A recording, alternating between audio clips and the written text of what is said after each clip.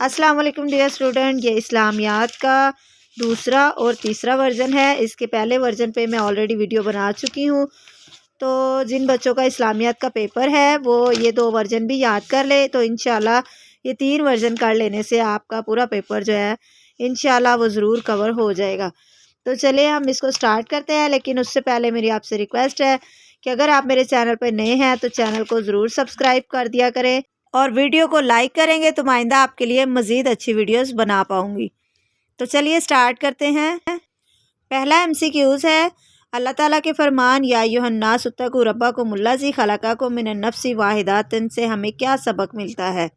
Option B ٹھیک ہے، مساوات کا۔ سوال نمبر 2 ہے، قمرہ جماعت میں استاد کا تمام طلبہ کو ایک جیسے حقوق فراہم کرنا واضح مثال ہے مساوات کی۔ آپشن سی ٹھیک ہے۔ سوال نمبر 3، حدیث نبی صلی اللہ علیہ وسلم المسلم اخو المسلم ایک بہترین مثال ہے اخوت کی۔ آپشن اے ٹھیک ہے۔ سوال نمبر 4، اللہ تعالیٰ کے فرمان یا ایھا الذین آمنوا اجتنبوا کثیرا من الظن میں بچنے کا حکم دیا گیا ہے بدگمانی سے۔ آپشن اے ٹھیک ہے۔ پانچواں سوال ہے، اپنا حصہ حاصل کرنے کے باوجود دوسرے کے حصے کی طلب رکھنا کہلاتا ہے؟ سی آپشن ٹھیک ہے، حرص۔ سوال نمبر 6، جس بچے کا والد فوت ہو جائے اسے قرآن میں کہا گیا ہے یتیم۔ آپشن اے ٹھیک ہے۔ سوال نمبر 7، جسمانی اور ذہنی لحاظ سے مفلوج لوگ کہلاتے ہیں معذور۔ آپشن اے ٹھیک ہے۔ سوال نمبر 8، اسلامی اصولوں کے مطابق خریدار کے لیے چیز لینے اور نہ لینے کا فیصلہ کرنے میں آسانی ہوگی مال کا عیب بتا دینے سے۔ آپشن اے ٹھیک ہے۔ سوال نمبر 9 ہے، ہمیں لین دین کرتے وقت معاہدے کا اصول اپنانا چاہیے تحریر میں لانا۔ آپشن اے ٹھیک ہے۔ سوال نمبر 10، لوگوں کی غیر قانونی ذخیرہ اندوزی سبب بنتی ہے مہنگائی کا۔ آپشن سی ٹھیک ہے۔ ان کے آنسر بھی میں نے شیئر کر دیے ہیں، تو اس کے بعد اب ہم سٹارٹ کرتے ہیں اس کا سبجیکٹیو حصہ۔ تو پہلا سوال ہے، مساوات کے بارے میں ایک حدیث نبی صلی اللہ علیہ وسلم کا ترجمہ لکھیں۔ نبی کریم خاتم النبیین صلی اللہ علیہ وسلم نے ارشاد فرمایا، لوگو تمہارا رب ایک ہے، تمہارا باپ ایک ہے، تم سب آدم علیہ السلام کی اولاد ہو، اور آدم علیہ السلام مٹی سے بنے تھے۔ تم میں سے اللہ تعالیٰ کے نزدیک عزت والا وہ ہے جو تم میں سب سے زیادہ پرہیزگار ہے۔ کسی عربی کو اجمی پر اور کسی اجمی کو عربی پر کوئی فضیلت نہیں، کسی گورے کو کالے پر اور کسی کالے کو گورے پر کوئی برتری نہیں، فضیلت صرف تقویٰ کی بنیاد پر ہے۔ اگلا سوال ہے، ریاست مدینہ میں مساوات قائم کرنے کی ایک مثال لکھیں۔ نبی اکرم خاتم النبیین صلی اللہ علیہ وسلم نے ریاست مدینہ میں مساوات اور برابری کے اصولوں کو رواج دیا۔ ایک مرتبہ بنو مخزوم کی ایک عورت نے چوری کی، جرم ثابت ہونے پر نبی کریم خاتم النبیین صلی اللہ علیہ وسلم نے اس کا ہاتھ کاٹنے کا حکم دیا۔ اس کے خاندان والوں نے حضرت اسامہ بن زید آپ صلی اللہ علیہ وسلم کو نہایت محبوب تھے، ان سے سفارش کروائی۔ اس پر آپ خاتم النبیین صلی اللہ علیہ وسلم نے غصے کا اظہار فرمایا اور ارشاد فرمایا کہ تم سے پہلے قومیں اسی لیے تباہ ہو گئی کہ جب کوئی بڑا آدمی جرم کرتا تو اسے چھوڑ دیا جاتا، اور جب کوئی عام آدمی جرم کرتا تو اسے سزا دی جاتی تھی۔ اگلا سوال ہے، عملی زندگی میں مساوات کے کوئی سے 4 اثرات بیان کریں۔ آپ خاتم النبیین صلی اللہ علیہ وسلم کی مساوات کی تعلیمات پر مبنی ہدایات کی روشنی میں ایک مثالی معاشرہ قائم ہوگا۔ اس معاشرے میں تمام افراد کو یکساں حیثیت حاصل ہوگی، ذات پات اور رنگ و نسل کی بنیاد پر کسی کو برتری نہیں دی جائے گی، قانون کی نظر میں تمام افراد برابر ہیں۔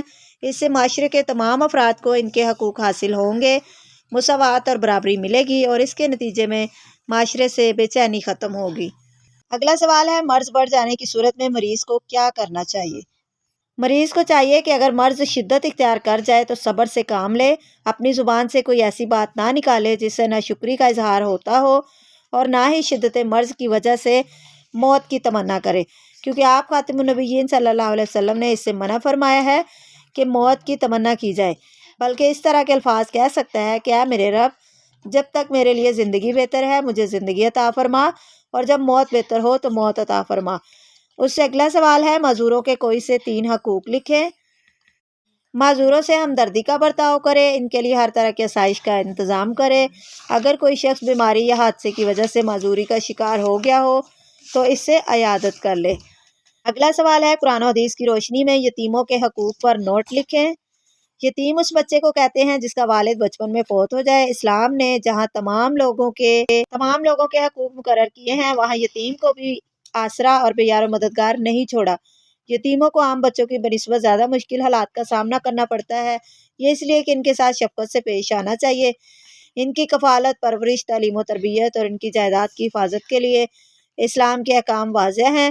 ارشاد باری تعالیٰ ہے، ترجمہ: اور یتیموں کو ان کے مال ادا کرو اور اپنی ردی چیز کو ان کی عمدہ چیز سے نہ بدلو، اور ان کا مال اپنے مال کے ساتھ ملا کر نہ کھاؤ، بے شک یہ بہت بڑا گناہ ہے۔ یتیم کی پرورش کی اہمیت بیان کرتے ہوئے حضرت محمد رسول اللہ خاتم النبیین صلی اللہ علیہ وسلم نے اپنی 2 انگلیوں کی طرف اشارہ کرتے ہوئے فرمایا کہ میں اور یتیم کی کفالت کرنے والا جنت میں یوں قریب ہوں گے۔ اس کے بعد آپ خاتم النبیین صلی اللہ علیہ وسلم نے اپنی دونوں انگلیوں کو ملا دیا۔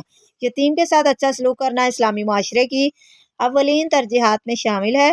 اسلام نے یتیموں کے لیے سخت الفاظ استعمال کرنا، ان کے ساتھ سخت دلی سے پیش آنا اور ان سے لا تعلقی۔ اگلا سوال ہے، دعوت و تبلیغ کا لفظی معنی لکھیں۔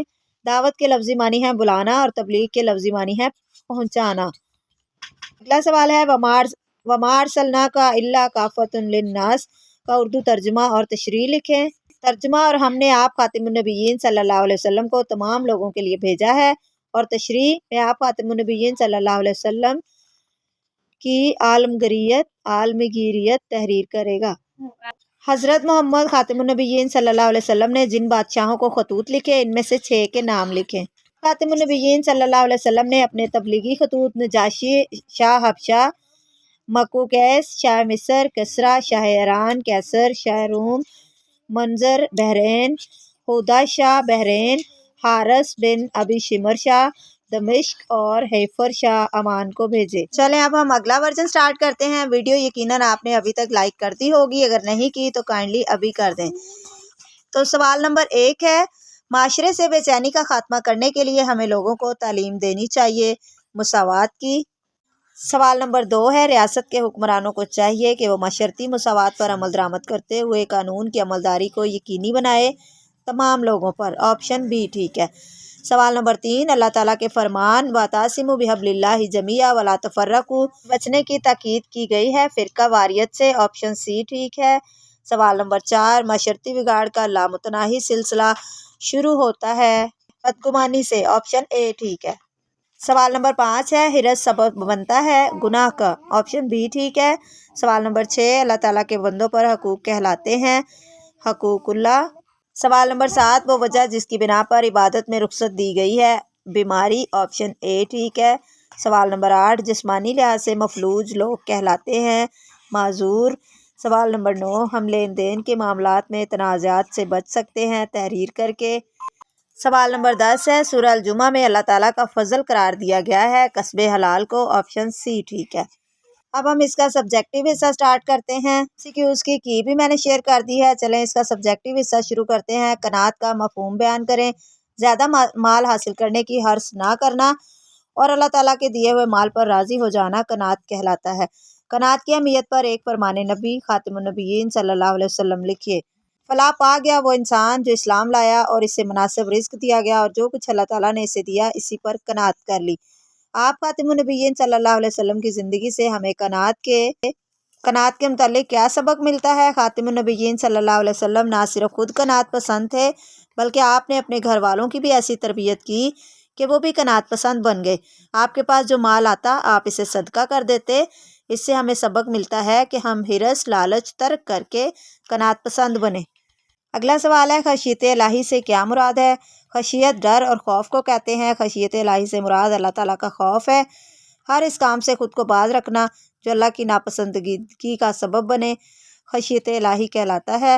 خشیت الہی رضا الہی کے حصول کا ذریعہ ہے۔ وضاحت کیجیے۔ جو کام اللہ تعالیٰ کی خوشنودی اور رضا کے لیے کیا جائے تو اس سے اعمال میں اخلاص اور تقویٰ پیدا ہو جاتا ہے۔ خشیت الہی دنیا اور آخرت کی کامیابی کا ذریعہ ہے۔ خشیت الہی اللہ کا خوف اور گناہوں سے بچنے کا ذریعہ ہے۔ الغرض خشیت الہی اعمال کی درستگی اور رضا الہی کے حصول کا ذریعہ ہے۔ قرآن و حدیث کی روشنی میں خشیت الہی سے ہمیں کیا سبق ملتا ہے؟ یہ ہے اگلا سوال۔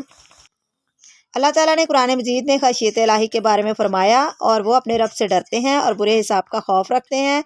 آپ خاتم النبیین صلی اللہ علیہ وسلم فرمایا کرتے تھے، مجھے سورہ ہود اور اس جیسی دوسری صورتوں نے بوڑھا کر دیا ہے۔ سو مائی ڈیئر اسٹوڈنٹ، مزید پیپرز کی ویڈیو کے لیے چینل کو سبسکرائب کرنا نہیں بھولیے گا۔ ملتے ہیں نیکسٹ ویڈیو میں، تب تک کے لیے اللہ حافظ۔